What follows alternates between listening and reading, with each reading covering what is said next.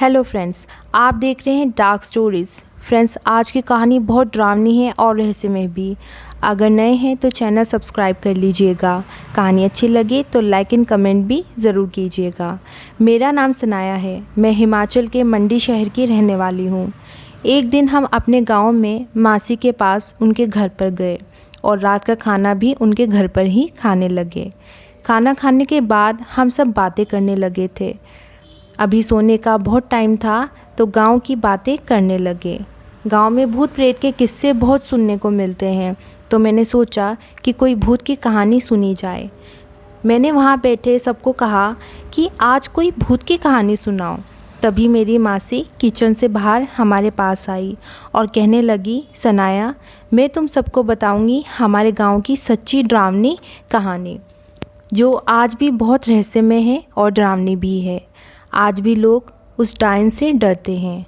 मासी की ये बातें सुनकर मैं बहुत एक्साइटेड हो गई थी, क्योंकि मुझे हॉरर स्टोरी सुनना बहुत पसंद था। फिर हम सब रूम में इकट्ठा होकर बैठ गए और चाय पीने लगे। अब मासी ने कहानी सुनानी शुरू कर दी। मासी ने कहा कि हमारे गांव में एक डरावना हल्ला मचा। लोग कहने लगे थे कि गांव में कोई औरत घूम रही है, जो दोपहर के वक्त सन्नाटे में लोगों के गेट पर खड़ी हो जाती है और लोगों के गेट पर खड़ी होकर ना जाने क्या घर के अंदर देखती है।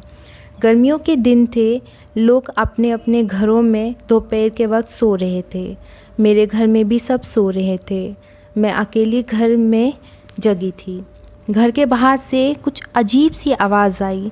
मैं भागकर किचन की खिड़की पर गई। मुझे पूरा यकीन था कि शायद वे औरत ही होगी।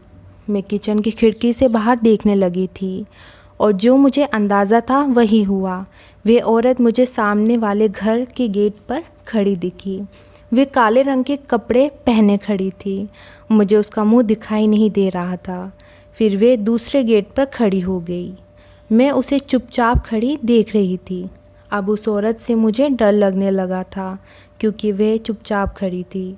मैं उसे देख ही रही थी कि वो अचानक से गायब हो गई। कुछ अजीब सा सन्नाटा छाया हुआ था। अचानक से वे औरत हमारे घर के गेट पर आ गई और ना जाने उसको कैसे पता चला कि खिड़की पर कोई है। जब मैंने उसका चेहरा देखा तो मेरे होश उड़ गए।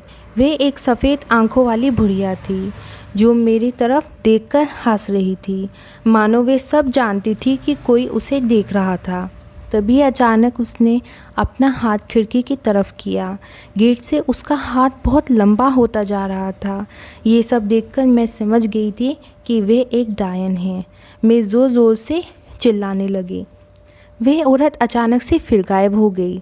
मेरी चीखें सुनकर सब लोग जाग गए और भागे हुए मेरे पास आए। गांव के और भी लोग इकट्ठे हो गए थे। मैंने सबको सारी घटना बता दी। सब लोग बहुत डर गए थे। फिर सबने एक बाबा को बुलाया। उस बाबा ने मुझे और पूरे गांव को पवित्र जल से शुद्ध किया। कुछ दिन तक वह औरत किसी को भी नहीं दिखाई दी, पर अभी कुछ दिन पहले कहीं शोर मचा कि वह औरत फिर से दिखाई दी है। ये कहानी सुनकर मज़ा तो बहुत आया था और अब तो सोने का भी वक्त हो गया था।